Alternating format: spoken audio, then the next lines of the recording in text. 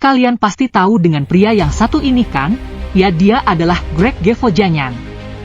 Pria asal Amerika Serikat ini yang mempunyai bakat suara yang unik. Dia bisa meniru berbagai suara mesin mobil, mulai dari klasik sampai mobil sport. Pria ini berumur 22 tahun, dia mempunyai bakat yang tidak semua orang bisa lakukan, dengan bermodalkan tisu toilet tebal yang dipasangkan mic di dalamnya, yang mampu menciptakan suara knalpot dari berbagai mesin mobil.